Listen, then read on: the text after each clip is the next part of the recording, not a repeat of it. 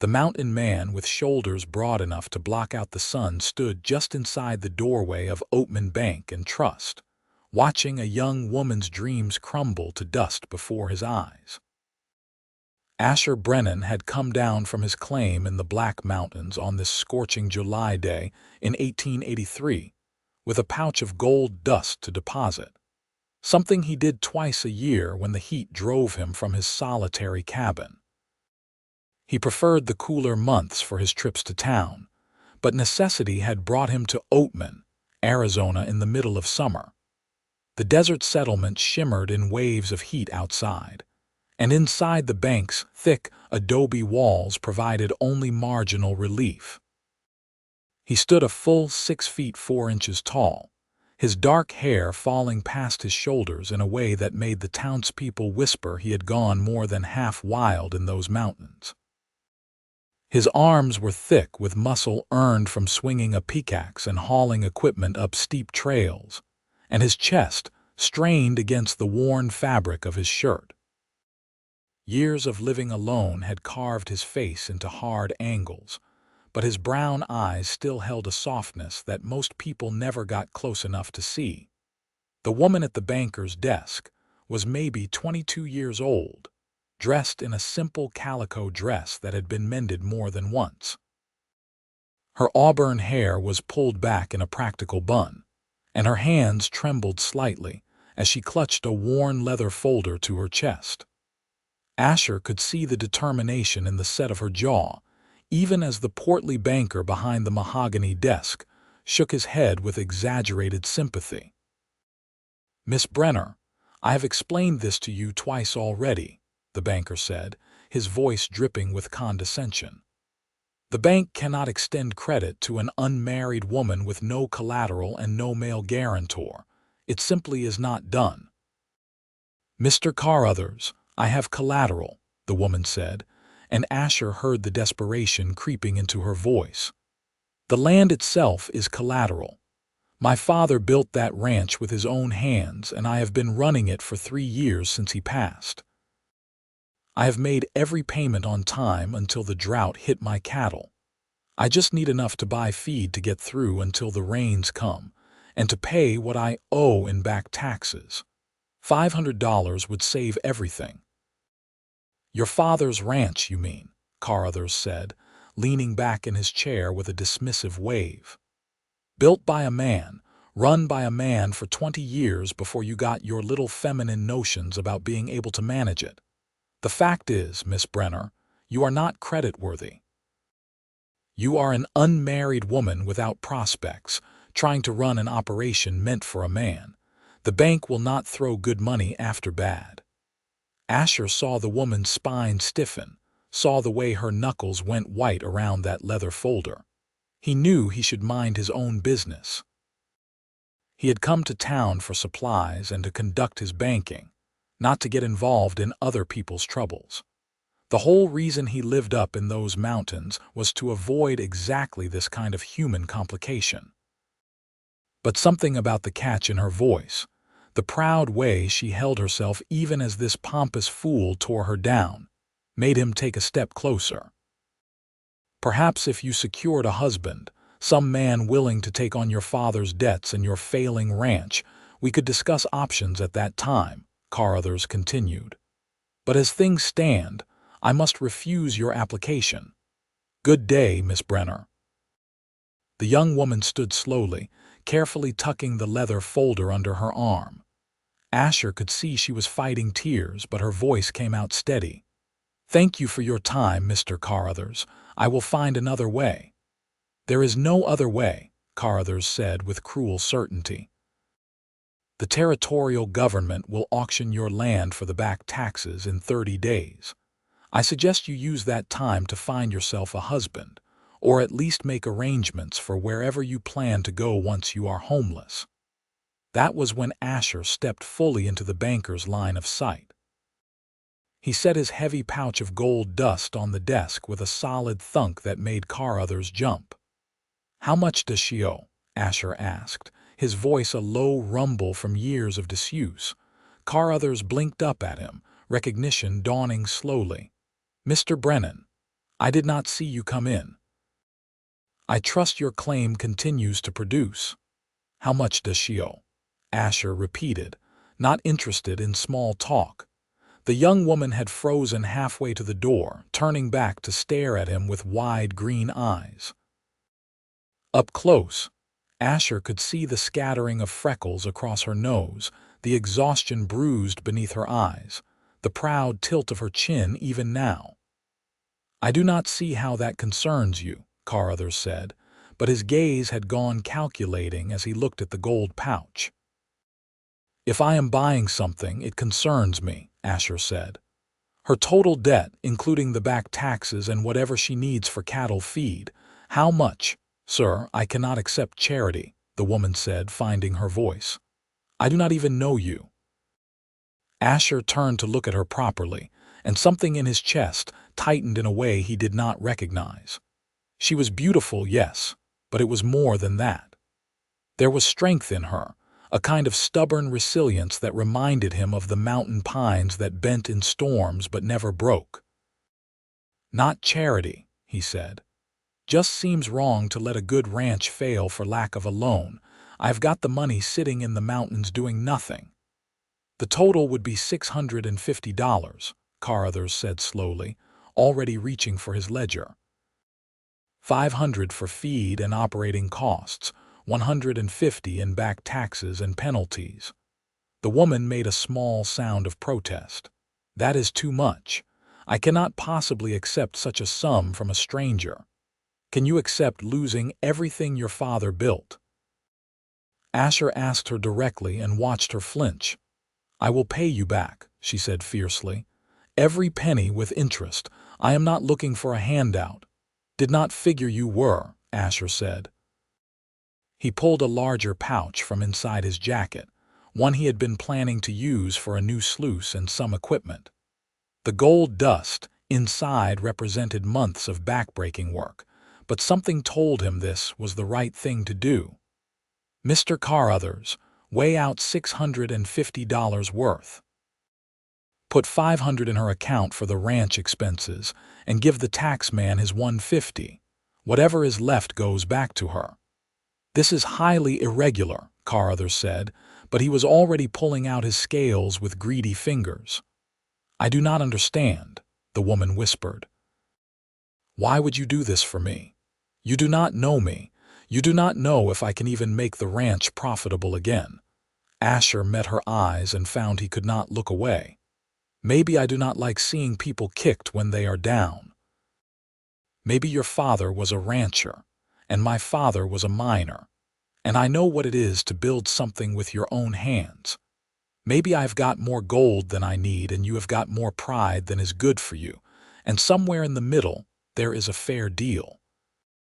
She stared at him for a long moment, and he saw her measuring him, judging whether to trust this strange mountain man who had appeared like an answer to a prayer she had not quite dared to voice. Finally, she held out her hand. Kate Brenner, Kate. And I will pay you back if it takes me the rest of my life. Her hand was small in his, calloused from hard work, warm despite the trembling he felt in her fingers. Asher Brennan, and I believe you. Brennan, she said, a surprised laugh escaping. We share a last name. Seems we do, he said, the corner of his mouth twitching in what might have been a smile. Though I expect we are not related, it is a common enough name.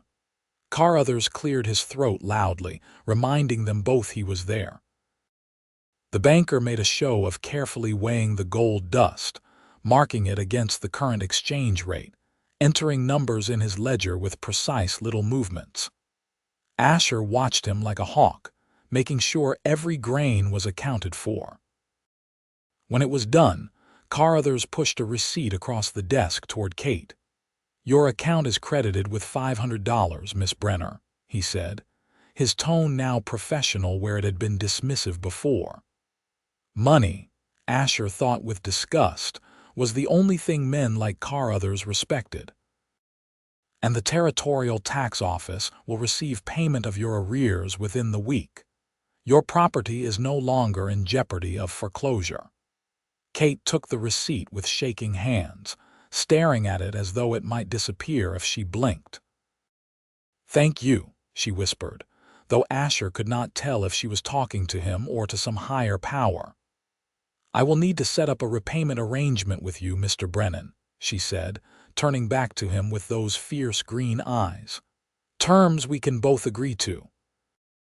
"No rush," Asher said, collecting his own receipt from Carothers for the remainder of his gold deposit. "Get your ranch running again first. We can talk about payment when you are back on your feet." "No," she said firmly. "We will talk about it now. I will not be in your debt with no clear terms." "That is not how I do business." Despite himself, Asher felt his respect for her growing. Most people would have just taken the money and run, worried about consequences later. But Kate Brenner wanted everything spelled out, wanted to maintain her dignity and independence even as she accepted his help. "All right," he said. "Is there somewhere we can talk that is not here?" "The hotel has a dining room," Kate said. "It is public and proper." "Lead the way," Asher said, holding the bank door open for her. The heat hit them like a physical force when they stepped outside. Oatman was a small mining town that had sprung up in the harsh Arizona desert. A collection of adobe buildings and wooden storefronts clustered along a dusty main street. The surrounding landscape was all red rock and scrub brush, beautiful in its own stark way but unforgiving to those who did not respect it. Asher had spent enough time in this country to know how quickly it could kill the unprepared. They walked side by side to the hotel, and Asher was aware of the stares they drew. He supposed they made an odd pair, the wild mountain man and the struggling rancher. Kate kept her head high, ignoring the whispers, and he liked her even more for that. The hotel dining room was nearly empty in the afternoon lull between lunch and dinner. They took a table near the window where the light was good, and a tired-looking waitress brought them water and coffee without being asked. Kate wrapped her hands around the tin cup as though she needed its warmth despite the heat of the day. "I need to explain something," she said before Asher could speak. "My father, Thomas Brenner, came to Arizona Territory in 1861. He built the Broken Bee Ranch from nothing, ran cattle even when everyone said the land was too dry, too poor. He made it work through sheer stubbornness. When he died 3 years ago, people expected me to sell, to go back east where I came from originally. But I grew up on that ranch. It is the only home I remember, so I stayed and I kept it running. Until the drought," Asher said quietly. "Until the drought," she confirmed. "This past year has been the driest anyone can remember. The creek that runs through my property, that my father chose that land for, it went bone dry in May. I have been hauling water from the next valley over, but I could not keep up. I lost 30 head of cattle before I sold the rest at a loss just to save them from dying of thirst. The money from that sale went to keep my remaining horses alive and to try to buy enough time to make the tax payment. But it was not enough." "How much land do you have?" Asher asked. 320 acres, Kate said. "A nice creek that usually runs year-round, grazing land, a sturdy house and barn. It is not a huge operation, but it is mine. Or it was." She paused, looking down at her coffee. "I was going to lose it all today. In 1 more month, I would have been out on the street with nothing but what I could carry. And you just gave me a second chance." "Why?" Asher thought about how to answer that. He was not entirely sure himself why he had done it. For 5 years he had lived alone in his mountain cabin, content with his own company, avoiding the complications that came with being around other people. He had seen Kate's situation and acted on instinct, but now he had to make sense of that instinct. "My father died in a mine collapse when I was 18, he said finally. "He spent 20 years working claims, always looking for the big strike, always sure the next hole he dug would be the one.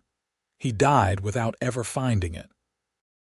I inherited his last claim, and I kept digging where he left off, partly because I did not know what else to do and partly because I wanted to finish what he started. 3 years ago, I hit a vein he had been 20 feet away from reaching. I have been working it ever since. So you understand, Kate said, about finishing what your father started. I understand about loss too, Asher continued. After my father died, my mother tried to keep his business going to pay off his debts, but no one would deal with a widow. They cheated her, lied to her, took advantage. She lost everything and died 6 months later. I always thought if just one person had helped her, had treated her fairly, things might have been different. He looked Kate straight in the eye. I cannot go back and help my mother, but I could help you today. Kate's eyes were bright with unshed tears. I am sorry about your parents, and I am grateful, more grateful than I can say, but I mean what I said. I will pay you back. I know you will, Asher said. Here is what I propose. Take the money, save your ranch. When you can afford it, pay me back the principal, no interest. That is not fair to you, Kate protested. If I borrowed from a bank, I would pay interest. But you did not borrow from a bank, Asher pointed out. You borrowed from someone who has more money than he needs and no particular use for interest payments. I live in a one-room cabin and eat what I hunt or grow. Your pride is satisfied because you are paying me back, and my conscience is satisfied because I helped someone who needed it. Seems fair enough to me. Kate studied him for a long moment, her head tilted slightly. You are not what I expected when you first appeared in that bank. What did you expect? I do not know. Someone looking for something in return, maybe, a favor owed or worse. She colored slightly. Some men would see a woman in my position as an opportunity. Asher felt his jaw tighten. I am not some men, and you do not owe me anything beyond the money, and that only when you can afford it. Why do you live alone in the mountains? Kate asked suddenly. A man with your means could live anywhere, do anything. Why isolate yourself? It was a fair question, given what he had just told her about his past. Asher took a long drink of his coffee, considering his answer. Because people are complicated and mountains are not. Because I can work hard all day and see the direct results of my labor without anyone trying to take it from me, or tell me I am doing it wrong. Because it is quiet up there, and I can think. He paused. Because I was tired of watching people suffer and not being able to do anything about it. That must be lonely, Kate said softly. Sometimes, Asher admitted, but peaceful too. They sat in silence for a moment, and Asher found it was not an uncomfortable silence. There was something about Kate Brenner that put him at ease, even as she also made him aware of things he had been ignoring for 5 years. He had forgotten what it was like to look at a woman and feel that spark of interest, that desire to know more. I should get back to the ranch, Kate said, draining the last of her coffee. I have animals to tend, and I need to figure out where to source hay until the feed store can deliver what I ordered. Now that I have the money, I can actually place orders. She said it with a kind of wonder, as though she still could not quite believe it was real. Where is your ranch? Asher asked. About 8 miles northwest of town, up in the foothills. You follow the main road out and then take the fork toward the mountains. You cannot miss it. There is a carved wooden sign my father made. She stood, hesitating. I know you said no rush on repayment, but I would like to put something in writing, an agreement we both sign, so everything is clear. If it makes you feel better, sure, Asher said, standing as well. He had to look down to meet her eyes, and he saw her take in his full height as though she was just now realizing how large he was. But she did not step back or look afraid. She just nodded, as though confirming something to herself. Can you read and write? Kate asked, then immediately looked embarrassed.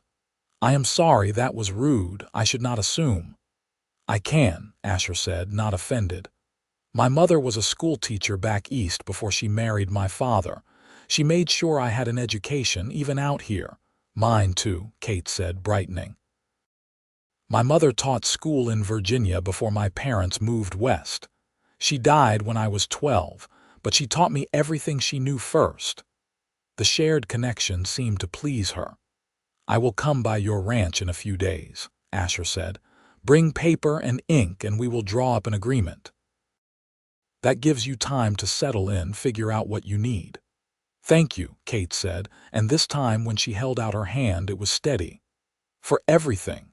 You saved my life today, Asher Brennan. I will not forget it. Her hand was warm in his, and Asher found himself reluctant to let go. You are welcome, Kate Brenner. I will see you in a few days. He watched her walk away, her spine straight despite the exhaustion he knew she must be feeling. She untied a paint mare from the hitching post and swung into the saddle with easy grace. And then she was riding out of town in a cloud of dust. Asher stood there longer than he should have, watching until she disappeared from view. Something had shifted in him today. Some door he had thought locked tight had cracked open. He told himself it was just satisfaction at having helped someone in need, nothing more complicated than that. But as he headed to the mercantile to buy his supplies, he could not stop thinking about green eyes and calloused hands, and a voice that stayed steady, even when dreams were crumbling. 3 days later, Asher rode down from his mountain claim with a saddlebag full of supplies and a carefully written contract in his pocket. He had spent more time on that contract than was probably necessary, making sure every term was clear and fair, that there was no possible way Kate could interpret it as anything other than a straightforward loan. The money was to be repaid within 5 years, in whatever amount she could manage with no interest. If something happened and she could not pay it back, the debt would be forgiven upon her death rather than passing to any heirs. He had even included a clause that she could pay it back in trade rather than cash, livestock or labor at fair market value. So she would have options if money was tight. The ride to the Broken Bee took him through some of the most beautiful country in Arizona territory.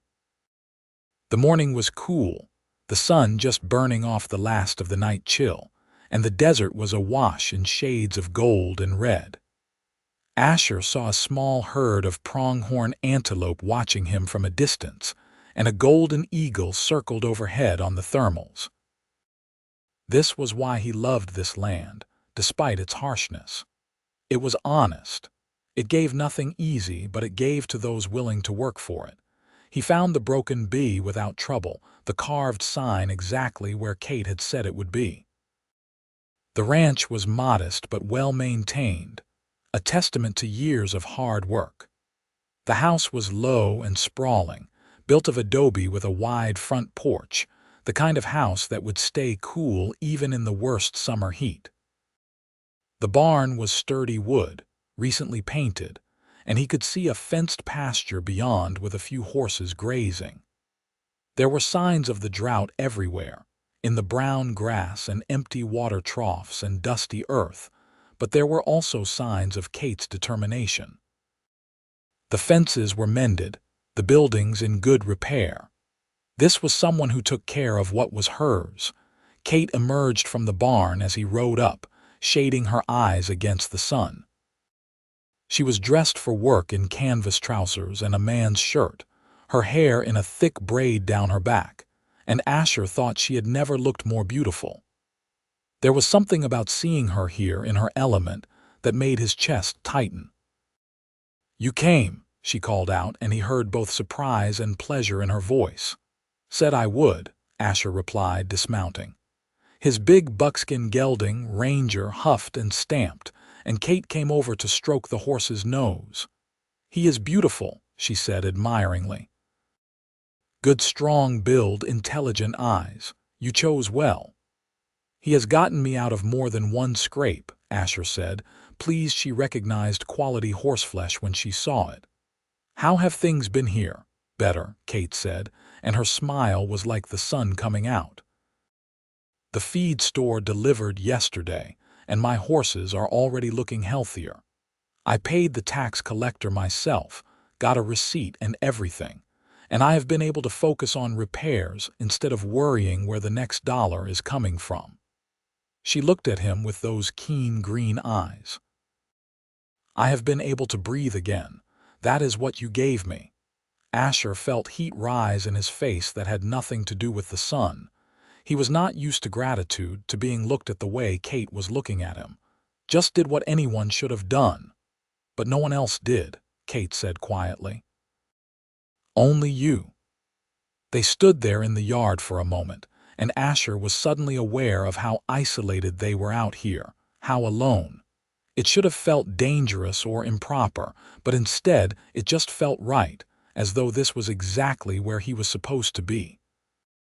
"I brought that contract," he said, breaking the spell. "Figured we could look it over together, make sure you are comfortable with the terms." "Come inside," Kate said. "I just made coffee and I have got biscuits if you are hungry." The inside of the house was as well maintained as the outside, simple but comfortable. The main room served as kitchen and sitting area both, with a large stone fireplace dominating one wall. There were books on a shelf, more than Asher would have expected, and dried herbs hanging from the ceiling beams. A woman's touch in the curtains and the colorful rug, but also a sense of practicality in every choice. This was a home, not just a house. Kate poured coffee and set out a plate of biscuits that were still warm from the oven. They sat at the solid wooden table, and Asher spread out the contract he had written. He watched Kate's face as she read, saw her lips move slightly as she worked through each clause. "This is very generous," she said finally. "Almost too generous. No interest at all." "I do not need the interest," Asher said. "And this way, every dollar you pay goes toward the principal. You will be free of the debt faster." 5 years is a long time," Kate said. "What if something happens to you in that time? Who would hold the debt?" "No one," Asher said. "I have got no family, no heirs. If I die, the debt dies with me. I added a clause about that." Kate looked up at him sharply. "You have really thought this through." Did not want there to be any confusion later. She tapped the paper with one finger, her brow furrowed. "This clause here about paying in trade, what did you have in mind?" "Just giving you options," Asher said. "If you have got cattle to sell but no buyer, or horses you need to move, or even labor you can spare, those have value too. Figured it might be easier sometimes than coming up with cash. And you would value them fairly, not try to cheat me." Asher met her eyes. "Kate, if I wanted to cheat you, I would have done it at the bank. This is a fair contract. You are free to show it to a lawyer if you want, get a second opinion." Kate shook her head slowly. "No, I trust you. I do not know why, but I do." She stood and went to a desk in the corner, rummaging until she found ink and a pen. "Let us sign it, make it official." They both signed, and Kate insisted on having her neighbor, a rancher named Jim Hollies who ran the spread to the east, ride over to witness the signatures. Hollies was a weathered man in his 50s who looked at Asher with undisguised curiosity, but asked no awkward questions. He signed as witness, accepted a cup of coffee, and left with a promise to Kate that he would check on her next week. When they were alone again, Kate carefully folded her copy of the contract and put it in a metal box she kept under her bed. "I feel better having it in writing," she said. "Now we both know where we stand." "Where do we stand?" Asher heard himself ask, and he was not entirely sure he was talking about the contract anymore. Kate looked at him for a long moment. "I think we stand at the beginning of a friendship," she said carefully. "You helped me when no one else would, and I am grateful. But I also like you, Asher Brennan. I like your honesty and your kindness. I would like to know you better, if you are amenable to that." Asher felt something warm unfold in his chest. Friendship. It had been so long since he had a real friend, someone he could talk to without walls between them. "I would like that," he said. "Good," Kate said, and her smile was brighter than the desert sun. "Then let me show you the ranch properly. I want you to see what your investment is saving." She took him on a tour, and Asher found himself impressed despite the obvious damage the drought had done. Kate knew every inch of her land, every feature and quirk. She showed him the creek bed, bone dry now but usually a reliable water source. She showed him the pastures where she planned to graze cattle again once she could afford to rebuild her herd. She showed him the garden she was trying to keep alive with hauled water, rows of beans and squash and peppers that would provide food through the winter. "It is not much," she said as they stood on a rise overlooking the whole spread. "Not compared to some of the big ranches. But it is mine and I love it." "It is a good piece of land," Asher said honestly. "Your father chose well. Once the rains come back, you will do fine here." "If the rains come back," Kate said, but she said it without despair. She had hope again, and that made all the difference. They walked back to the house in the golden late afternoon light, and Asher found himself reluctant to leave. He told himself it was just the pleasant company, the novelty of talking to another person after so long alone. But he knew it was more than that. He was drawn to Kate in a way he had not been drawn to anyone in years, maybe ever. She was strong and smart and beautiful, and she made him want things he had given up on wanting. "Will you stay for dinner?" Kate asked as they reached the yard. "It is not much, just stew and bread, but you are welcome." Asher knew he should say no, should ride back to his mountain before it got too late. But he heard himself say, "I would like that." They ate on the front porch as the sun set, painting the sky in shades of orange and purple. Kate's stew was hearty and good, thick with vegetables from her struggling garden and a bit of salt pork. They talked easily about everything and nothing. Asher told her about life on his claim, the solitary rhythm of his days, the satisfaction of pulling gold from the earth. Kate told him about growing up on the ranch, about her father's dreams and her mother's stories of life back east. "You ever want to go back?" Asher asked. "To Virginia, where your mother came from?" "Sometimes I am curious," Kate admitted, "but this is home now. I cannot imagine living anywhere else." She paused. "What about you? Do you ever think about leaving the mountains, settling somewhere?" "Not really," Asher said. "I like my life the way it is." But even as he said it, he felt the words ring hollow. Did he really like it?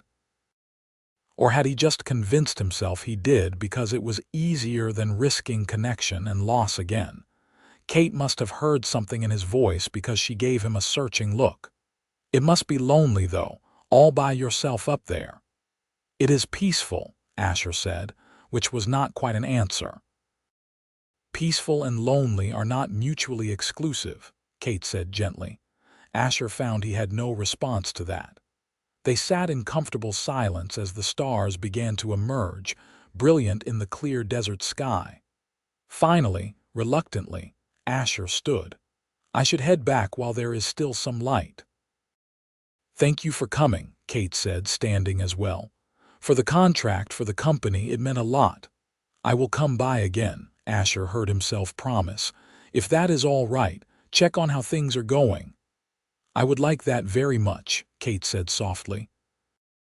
Asher rode away as the last light faded from the sky, but he kept turning back to look at the warm glow of lamplight from Kate's windows.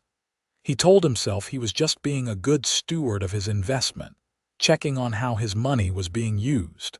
But his heart knew better. He was already halfway to falling for Kate Brenner, and he had no idea what to do about it. The summer weeks passed in a rhythm that surprised Asher with its sweetness. He found himself riding down from his claim more and more often, always with some excuse. He was just checking on the ranch. He had extra game he could share. He wanted to see if Kate needed help with any repairs, but the truth was simpler and more terrifying. He wanted to see Kate. Each visit revealed new layers to her. She was not just strong and stubborn, she was also funny and kind. She had a way of looking at the world that made even hard things seem manageable. When a late summer storm finally broke the drought, washing the desert in blessed rain, Kate had danced in the downpour like a child, laughing with pure joy. Asher had stood on her porch and watched her, feeling something in his chest crack wide open. She was brilliant with horses, able to gentle even the most fractious animal with patience and understanding. She could shoot straight, cook well, and fix just about anything that broke. But she also loved poetry and music, kept a journal where she wrote down her thoughts and had dreams bigger than just surviving day to day. "I want to breed horses," she told him one evening as they sat on her porch watching the sunset. "Not just working stock, but real quality animals. My paint mare Willow, she has excellent bloodlines. With the right stud, I could start building a reputation." "That takes capital," Asher said. "Stud fees are not cheap." "I know," Kate said, "but maybe in a year or two once I have paid you back some and rebuilt my cash reserves." It is something to work toward. Asher loved the way her eyes lit up when she talked about her dreams. He found himself wanting to help make them reality, but he held back. Kate had made it clear she valued her independence, and he respected that. This was her ranch, her dream. He was just a friend who had helped her out, except friendship did not quite cover what he was feeling anymore. He noticed things about her that had nothing to do with friendship. The way she bit her lower lip when she was concentrating. The faint dusting of freckles across her shoulders that he caught a glimpse of when her collar shifted. The sound of her laugh, bright and uninhibited. The way she said his name, like it meant something. He tried to convince himself it was just physical attraction, simple want. But it was so much more than that. He admired her, respected her, wanted to know everything about her. He wanted to be the person she turned to when things were hard and the person she shared her joy with when things were good. He wanted, quite simply, to be hers. The realization terrified him. For 5 years he had kept himself separate, safe from the pain that came with caring about people. But Kate had slipped past his defenses without even trying, and now he was vulnerable in ways he had forgotten existed. It was Kate's neighbor, Jim Holly's, who finally forced the issue. Asher had stopped by the Broken Bee on a warm September afternoon and found Kate in the barn, furious and trying to hide it. Her hands were shaking as she groomed her mare, her movements jerky with suppressed emotion. "What happened?" Asher asked without preamble. Kate looked up, and he saw tears of anger in her eyes. "Jim Holly's just made me an offer on the ranch. Said he would take it off my hands for $3,000, give me enough to start over somewhere else." She laughed bitterly. $3,000 for 320 acres of prime grazing land with water rights and buildings. He knows damn well it is worth $10,000 on the open market. He is trying to take advantage because he thinks I am desperate. Asher felt anger rise hot in his throat. "What did you tell him?" "I told him the ranch was not for sale at any price and that his offer was insulting," Kate said. "Then he got nasty. Said I was being foolish, that a woman alone could not make a go of it no matter how much money some mountain man threw at the problem. Said I should accept reality and sell while I still had the chance." Her voice broke slightly. "He made it sound like I was stupid for trying, like my father's entire life work was worthless." Asher set down the saddle he had been carrying and went to her. Without thinking, he pulled her into his arms, and after a moment's hesitation, Kate collapsed against his chest. She did not cry, but he felt her shaking with the effort of holding it together. "You are not stupid," he said fiercely into her hair. "You are brave and strong, and you are making it work. Holly's is a vulture trying to profit off someone else's hardship. Do not let him make you doubt yourself." "I know he is wrong," Kate said, her voice muffled against his shirt. "But it hurts anyway. I thought he was my friend.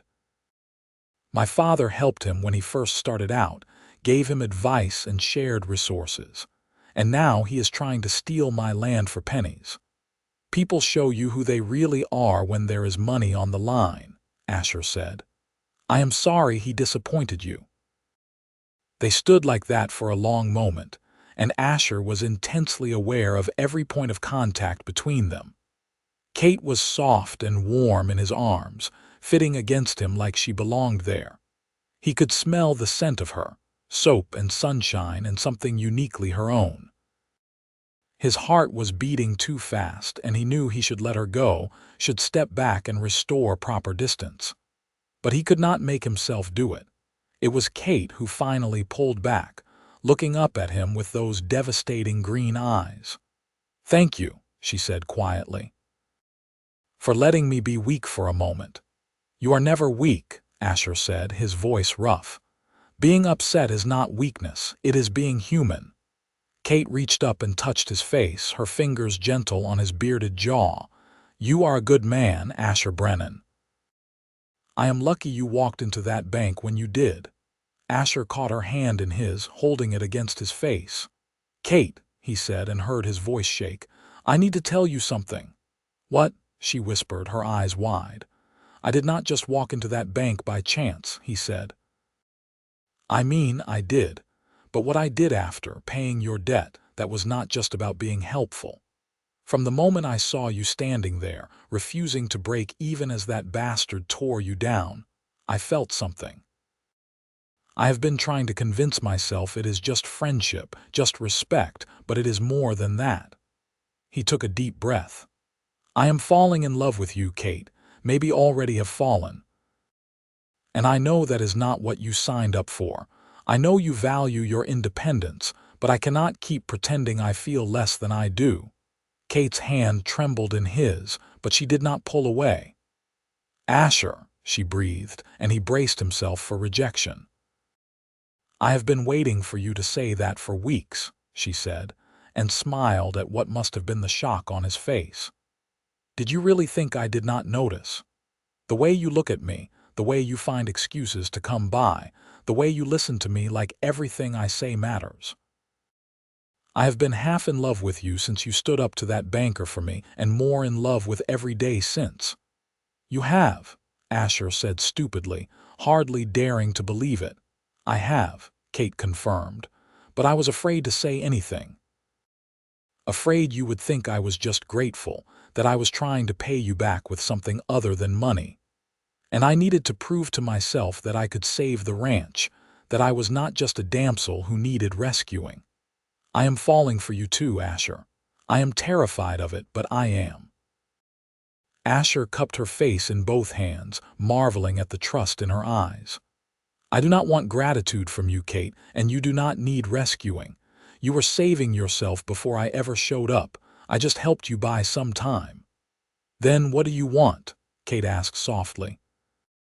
"This," Asher said, and kissed her. Her lips were soft and warm, and when she made a small sound of pleasure and pressed closer, Asher felt like he was drowning in the best possible way. He had kissed women before, but nothing had ever felt like this, like coming home and waking up and finding something precious all at once. Kate's arms came up around his neck, her fingers threading through his hair, and he pulled her tight against him, wanting to eliminate every inch of space between them. When they finally broke apart, both breathing hard, Kate laughed shakily. "Well," she said, "that was worth waiting for." "We can do it again if you want to be sure," Asher offered, and Kate laughed harder, joy transforming her face. "I want to be very sure," she said, and pulled him down for another kiss. They spent the rest of the afternoon and evening talking, really talking, about what this meant and where it could go. Asher admitted how much he had been fighting his feelings, convinced he was better off alone. Kate confessed her fear that her situation made her vulnerable, that she could not trust her own judgment when she was so dependent on his generosity. "But you are not dependent on me," Asher pointed out. "You have the loan, yes, but the contract is clear. You pay it back on your schedule and we are square. My feelings for you have nothing to do with that debt. If anything, the debt makes this more complicated." "Then what do we do?" Kate asked. "We take it slow," Asher said. "We keep seeing each other, getting to know each other. You focus on the ranch, I focus on the claim. We let this develop naturally and see where it goes." "That sounds reasonable," Kate said. "But Asher, I need you to understand something. I love this ranch. I am not going to give it up or leave it, not for any man. If we do this, if we see where this goes, you need to know that." "I would never ask you to give up the ranch," Asher said. "It is part of who you are. I love that about you." Kate smiled, slow and sweet. "Then I think we have an understanding." The autumn months were golden. Asher continued working his claim, but he spent more and more time at the Broken Bee, helping Kate with the never-ending work of running a ranch. He mended fences and repaired equipment, helped her break a young gelding to saddle, and taught her how to pan for gold in the creek that had started running again after the summer rains. Kate taught him to cook more than just basic trail food, and they spent long evenings reading aloud to each other from her collection of books. They talked about everything, and Asher found himself sharing parts of his past he had never told anyone. The guilt he still carried about not being able to save his mother, his fear that he was too damaged, too isolated, to be good for anyone. Kate listened without judgment and shared her own fears and regrets in turn. They kissed often, learning each other, but they kept their relationship chaste otherwise. Partly because Kate's reputation mattered in a small community like this, and partly because they both wanted to be sure this was real before taking that final step. In October, Asher brought Kate to see his claim. It was a hard ride up into the Black Mountains, but Kate handled it easily, her paint mare sure-footed on the rocky trails. When they reached Asher's cabin, Kate dismounted and looked around with frank curiosity. The cabin was small and rough, one room with a sleeping platform, a stove, and a few basic furnishings. But it was clean and well organized, and the view from the front porch was spectacular. The whole valley spread out below, desert floor meeting mountain in layers of color and shadow. "It is beautiful up here," Kate said, walking to the edge of the porch. "I can see why you love it." "But lonely," Asher said, echoing her words from months ago. "I did not realize how lonely until I met you." Kate turned to him, the mountain wind whipping her braid. "What are you saying?" "I am saying that I do not want to live up here alone anymore," Asher said. "I am saying that I want a future with you, Kate. I want to wake up next to you every morning and work beside you every day. I want to help you breed those horses and build that ranch into something amazing. I want everything with you." Kate's eyes were bright. "That sounds an awful lot like a proposal, Asher Brennan." "It is," Asher said and dropped to one knee. He pulled a small box from his pocket, one he had been carrying for 2 weeks, waiting for the right moment. "I do not have a fancy ring. This was my mother's, the only thing she had that my father gave her before he died. It is simple, but it is real, and I would be honored if you would wear it." He opened the box to reveal a slim gold band with a small garnet stone. Kate covered her mouth with her hands, tears spilling down her cheeks. "Kate Brenner, will you marry me?" Asher asked. "Will you let me spend the rest of my life trying to deserve you?" "You already deserve me," Kate said, dropping to her knees in front of him. "And I deserve you. We deserve each other. Yes, Asher. Yes, I will marry you." He slipped the ring on her finger and it fit perfectly, the garnet glowing deep red in the mountain sunlight. Then he was kissing her, and she was kissing him back, and the whole world narrowed to just this, just them, just this perfect moment of promise. They were married in November in a simple ceremony in Oatman. Kate wore a dress she sewed herself, simple white cotton that made her look like an angel. Asher wore his best shirt and trousers and brushed his hair back, and he could not stop grinning like a fool. Jim Hollies did not attend, but most of the other ranchers did, along with people from town who had heard Kate's story and were happy to see her find joy. The banker, Carruthers, did not come either, but he sent a stiff note of congratulations that they both took great pleasure in throwing in the fire. They spent their wedding night at the Broken Bee, in the house that Kate had fought so hard to keep. Asher carried her over the threshold, making her laugh, and then they were alone together for the first time as husband and wife. "I am nervous," Kate admitted as they stood in the bedroom. "Is that silly?" "Not silly," Asher said gently. "I am nervous too. You are."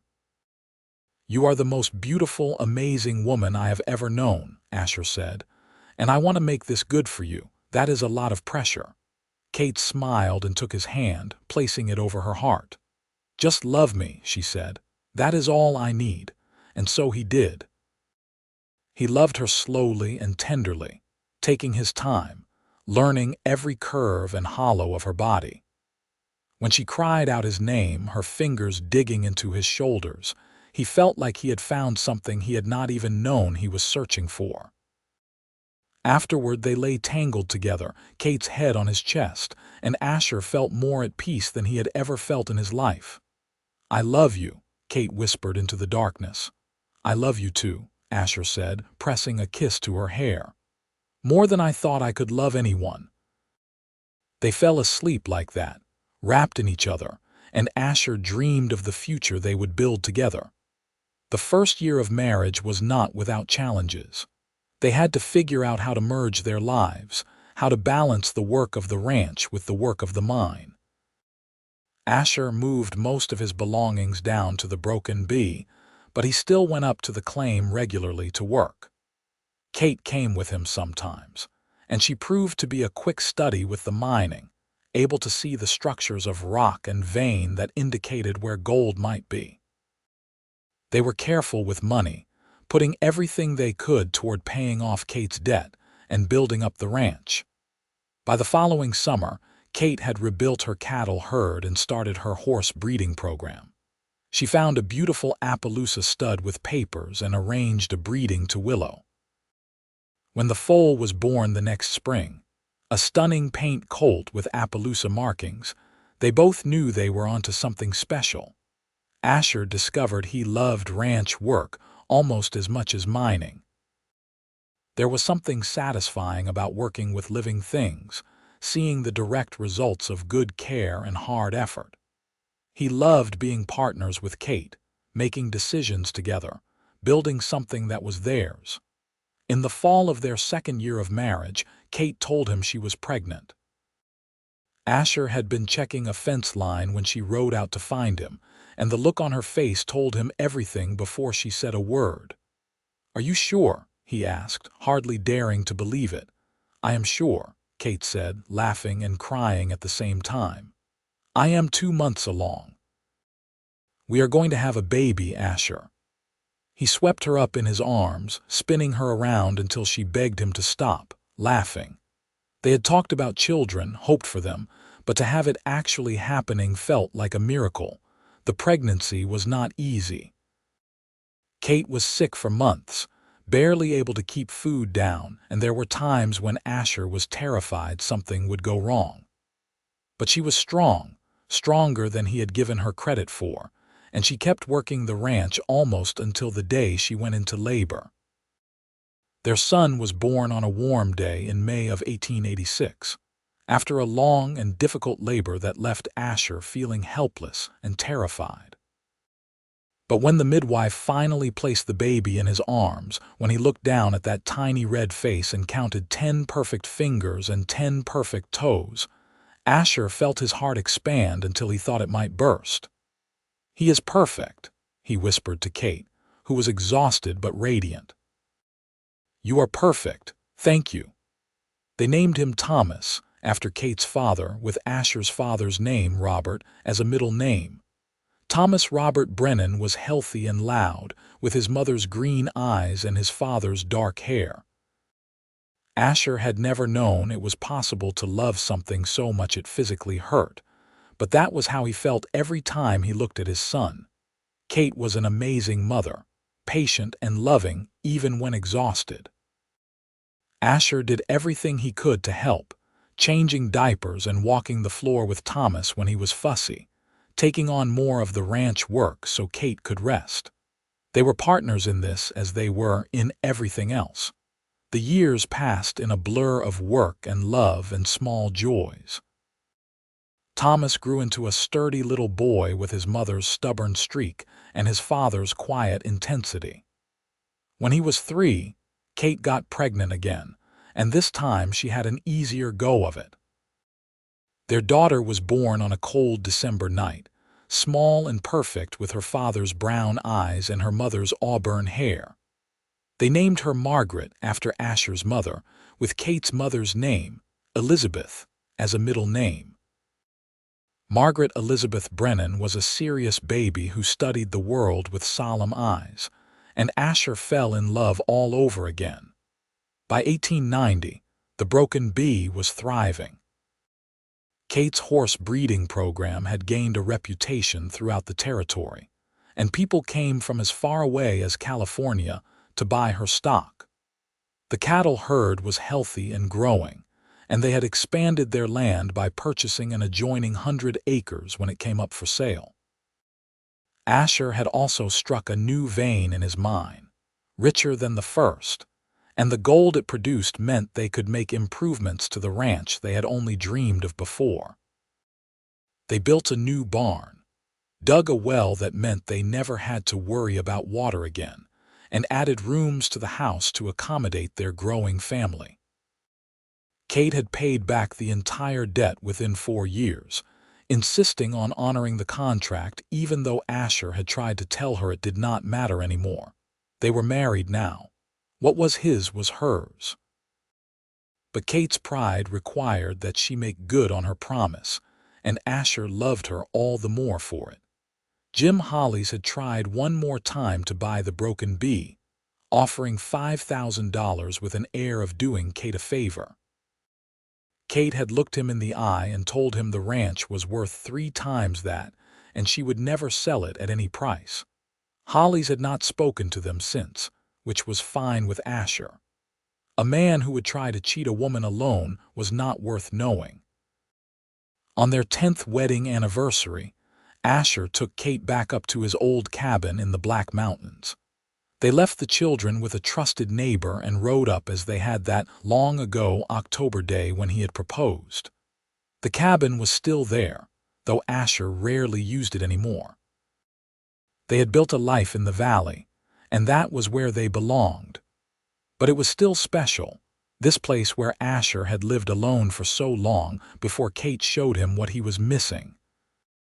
They sat on the porch as the sun set, Kate tucked against Asher's side and looked out over the land they loved. "You ever regret it?"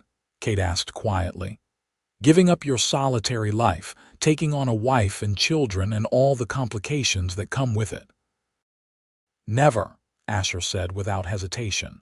"Kate, before I met you, I was not living. I was just existing, going through the motions. You gave me a reason to feel again, to hope again. You and the children are the best thing that ever happened to me." "I feel the same," Kate said. "Sometimes I think about that day in the bank, how close I came to losing everything. And then you appeared like something out of a story and saved me." "You saved yourself," Asher corrected gently. "I just gave you the means. You did all the hard work." "We saved each other," Kate said, "and that was the truth of it. I gave you a reason to come down from the mountain, and you gave me the help I needed to survive. We made each other whole."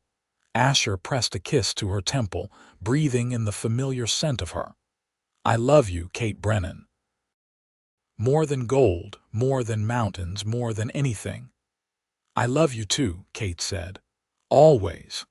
They stayed on the mountain that night, sleeping in the small cabin, and it felt like closing a circle. This was where Asher had been before Kate, and now he was here with her, seeing it all through new eyes. In the morning, they would ride back down to the ranch, to their children and their life. But for now, they had this moment, this perfect stillness, this reminder of how far they had come.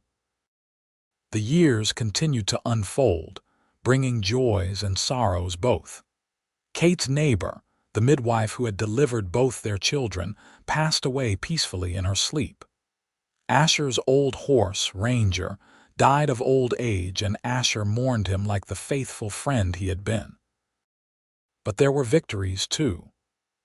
Thomas showed a gift for working with horses that exceeded even his mother's talent, and by the time he was 15, he was handling the breeding program with skill and care.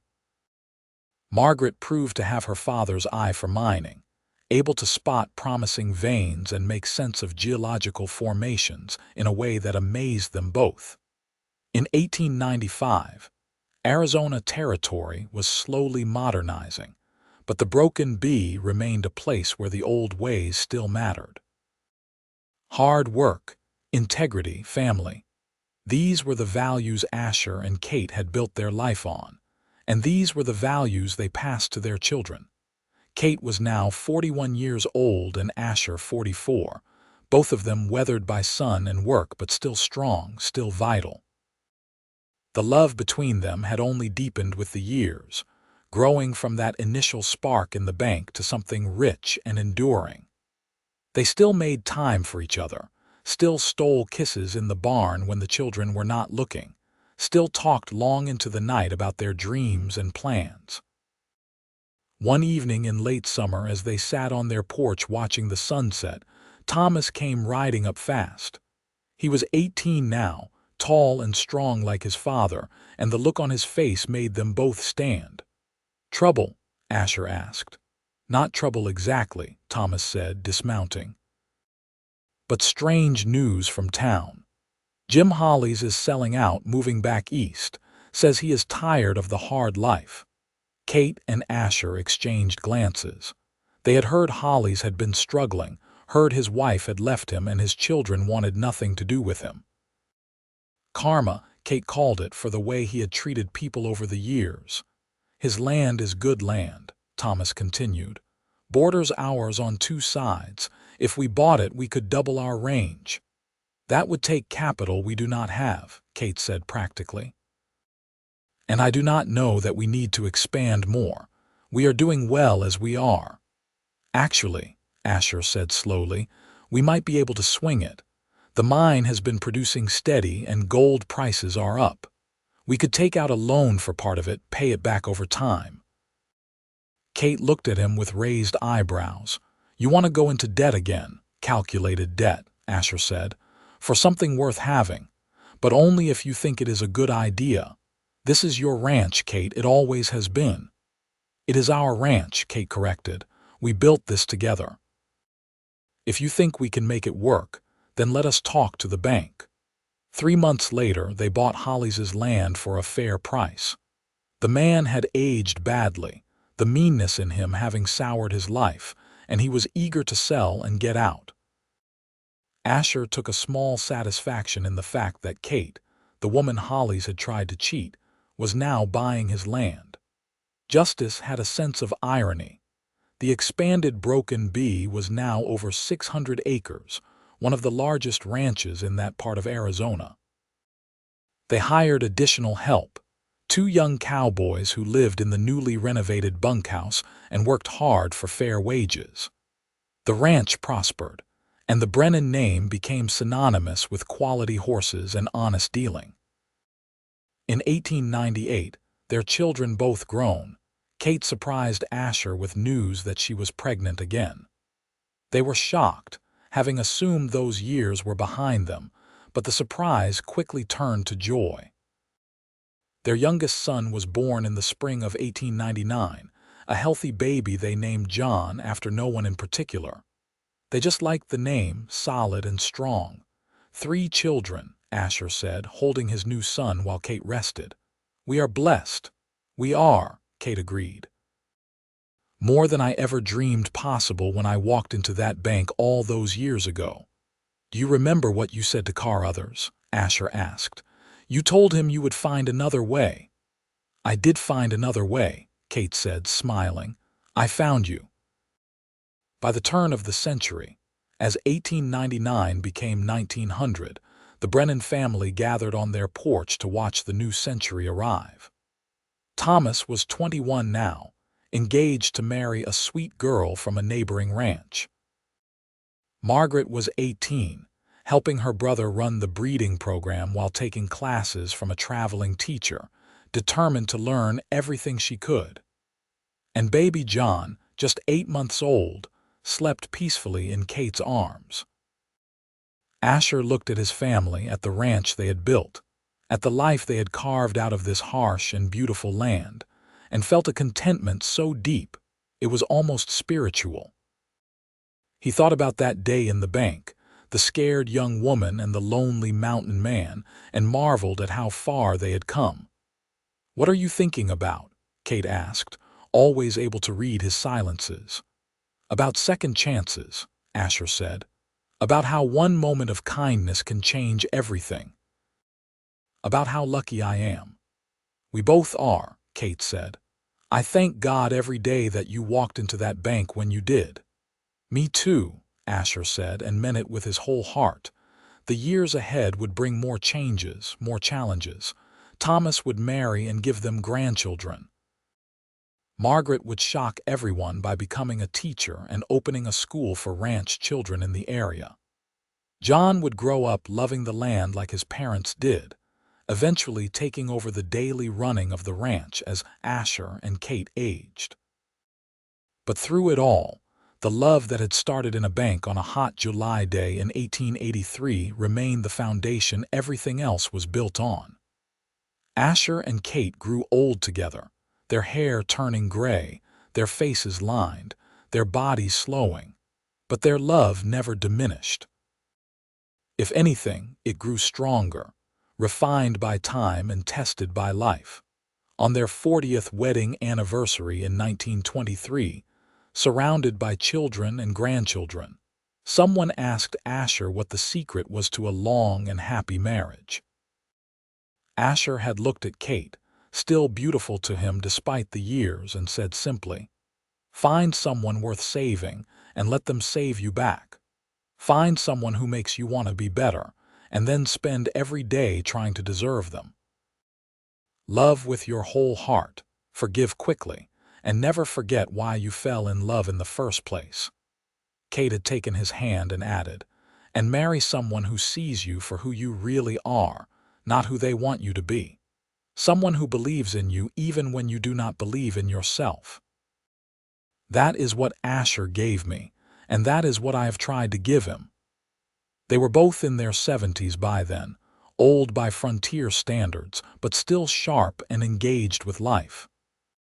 The Broken Bee was now run by John and his wife, but Asher and Kate remained active, offering advice, helping where they could, content to let the next generation take the lead. Asher still went up to his old cabin sometimes, though Kate usually came with him now. They would sit on the porch as they had decades before, looking out at the valley and remembering. The mine had long since played out, the gold that had brought Asher to Arizona finally exhausted. But it did not matter.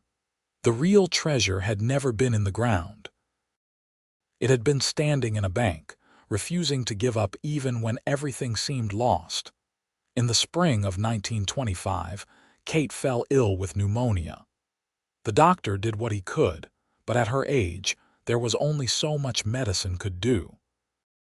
Asher stayed by her side for 2 weeks, holding her hand, reading to her, telling her stories of their life together.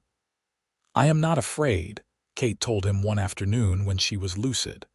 "We had a good run, Asher, a wonderful run. I got 42 years with you, 3 amazing children, more grandchildren than I can count. I saved the ranch and built something that will last. That is more than most people get." "Do not talk like that," Asher said, his voice rough with tears. "You are going to be fine." "We both know I am not," Kate said gently. "And that is all right. I am tired, my love. I am ready to rest." She squeezed his hand with what little strength she had left. "Promise me you will not isolate yourself again. Promise me you will stay close to the children, to the grandchildren. They need you." "I promise," Asher said, and meant it even though the thought of living without her was unbearable. "And Asher," Kate said, her voice fading, "thank you for everything. For saving me that day in the bank, for loving me so well. For giving me the most beautiful life I could have imagined." "You saved me too," Asher said, tears streaming down his face. "You saved me from myself, from loneliness, from giving up on life. I love you, Kate. I will always love you." "I know," Kate said and smiled. "I will wait for you, my love. On the other side, we will have forever there." She died peacefully that night in her own bed in the house she had fought so hard to keep. Asher held her until the end, and when she took her last breath, he felt like part of his soul went with her. The funeral was large, attended by people from across the territory who had known Kate, been helped by her, been touched by her kindness and strength. They buried her on a hill overlooking the ranch, beneath a large cottonwood tree she had planted when Thomas was born. The view from there took in the whole spread: the house and barns, the pastures with their horses, the creek that had saved them all. Asher stayed by her grave long after everyone else had left, talking to her, telling her about the beautiful sunset, about how the new foals were doing, about their youngest grandson taking his first steps. He knew she was gone, but he also knew she was still with him in every corner of this place they had built together. True to his promise, Asher did not isolate himself. He stayed close to his children, helped teach the grandchildren, remained an active part of the ranch community. He told stories about Kate, keeping her memory alive, making sure everyone knew what an amazing woman she had been. But at night, in the house that felt too empty without her, Asher ached with loneliness. He understood now why his mother had died so soon after his father. When you lost your other half, the person who made you complete, living became an act of will rather than joy. He lasted 2 years without her. In the spring of 1927, Asher went to sleep one night and simply did not wake up. The doctor said his heart had given out, but his children knew better. Asher had died of a broken heart, of missing Kate too much to keep going. They buried him next to Kate on the hill, and on the simple headstone they put both their names and a single line. Together, they saved each other. The broken bee continued to thrive under John's care, passing eventually to his children and grandchildren. The ranch became something of a legend in Arizona, the place built by a woman who refused to give up and a mountain man who saw someone worth saving. Their story was told and retold, each generation adding their own memories, their own understanding of what Asher and Kate had meant. Because at its heart, it was a story about second chances and the power of kindness. About how one person reaching out to another in their darkest moment can change not just 2 lives, but generations. About how love, real love, the kind built on respect and partnership and deep friendship, could overcome any obstacle. Asher Brennan walked into a bank in 1883 with no intention of changing his life. But he saw a woman being treated unfairly and could not walk away. That single act of generosity, of seeing another person's worth when others could not, set in motion a love story that lasted 42 years and created a legacy that endured for generations. Kate Brenner stood in that bank prepared to lose everything she had fought for. But she found instead a man who believed in her, who gave her the tools she needed without demanding anything in return, who loved her for exactly who she was. Together they built not just a ranch, but a life rich with meaning and joy. They saved each other, that day in the bank and every day after. And in doing so, They proved that sometimes the most extraordinary things begin with the simplest acts of kindness. That love can grow in the hardest soil if tended with care. That two people who refuse to give up, who keep fighting for what matters, can create something beautiful and lasting. The broken bee stood as their monument, but the real legacy was in the lives they touched, the children and grandchildren who carried forward their values of hard work, integrity, and compassion. The ranch thrived not just because of good business practices, but because it was built on a foundation of love. And somewhere in whatever comes after, Asher and Kate were together again, looking down on the land they had loved, the family they had created, the story they had written with their lives. They had promised each other forever, and forever was what they got. The mountain man and the rancher, the lonely wanderer and the determined woman, they found each other when they both needed saving. And they spent the rest of their lives grateful for that hot July day in 1883, when fate and timing and a man's conscience combined to create something magical. Their story proved that heroes are not always the ones who slay dragons or conquer kingdoms. Sometimes, heroes are the ones who pay a stranger's debt and ask nothing in return. The ones who see value where others see only risk. The ones who choose kindness when cruelty would be easier. Asher Brennan was a hero, not because he was strong or brave, though he was both those things. He was a hero because when he saw someone who needed help, he helped. No conditions, no strings, just simple human decency. And Kate Brenner was a hero too, for refusing to let circumstances defeat her, for building a life of meaning and purpose, for loving fully even when it would have been safer to guard her heart. Together they proved that the best love stories are not the ones where everything is easy, but the ones where two people face challenges together and come out stronger. They proved that building something lasting takes work and patience and compromise. They proved that true partnership means lifting each other up, believing in each other's dreams, and standing side by side through whatever life brings. The sun set over the Broken Bee Ranch, casting long shadows across the land that had witnessed so much history. In the pastures, horses grazed peacefully, the descendants of the breeding program Kate had dreamed of and brought to life. In the house, her great-great-grandchildren laughed and played, carrying forward the legacy she and Asher had begun. And on the hill, two headstones stood side by side, marking the resting place of two people who had loved greatly and lived fully. The cottonwood tree Kate had planted so long ago had grown tall and strong, its branches spreading wide to shade the graves beneath. Birds sang in its branches, and wildflowers grew thick around its base, a small paradise in the middle of the high desert. The mountain man who came down from his solitary heights and the woman who fought to save her father's dream had found what they were both searching for in each other. Their love had been the foundation everything else was built on, and that foundation had proven strong enough to last beyond their lifetimes. And that, in the end, was the greatest success. Not the gold mined from the earth, or the acres added to the ranch, or the wealth accumulated over the years.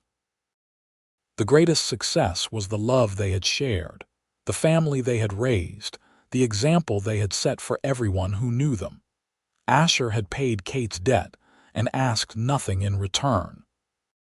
But what he received was beyond price. A love that transformed his life, a family that gave him purpose, and a happiness he had never dared hope for. And Kate, who had stood alone against those who said she would fail, found in Asher a partner who believed in her completely, who never tried to diminish her or take over, who loved her strength as much as her softness. They saved each other, in every way one person can save another. And their story, the story that began in a bank in Oatman, Arizona on a scorching July day, became the kind of legend that people told to remind themselves that kindness matters, that love endures, and that sometimes, when you least expect it, the right person walks into your life and changes everything. The Broken Bee Ranch thrived for over a century, a testament to the vision and determination of its founders. But more than that, it stood as proof that the best things in life are not bought or inherited, but built with love, sweat, and unwavering commitment. Asher and Kate Brennan built more than a ranch. They built a legacy of love that would outlast them both, touching lives they would never meet, inspiring stories they would never hear. And in the quiet moments, when the wind whispered through the cottonwood branches, and the desert sun painted the sky in shades of gold and crimson, it was easy to imagine them there still. The mountain man and his rancher wife, watching over the land they had loved, satisfied that their struggles had meaning, their sacrifices had purpose, and their love had been worth everything. They had lived fully, loved completely, and left the world better than they found it. And in the end, that was all anyone could hope for.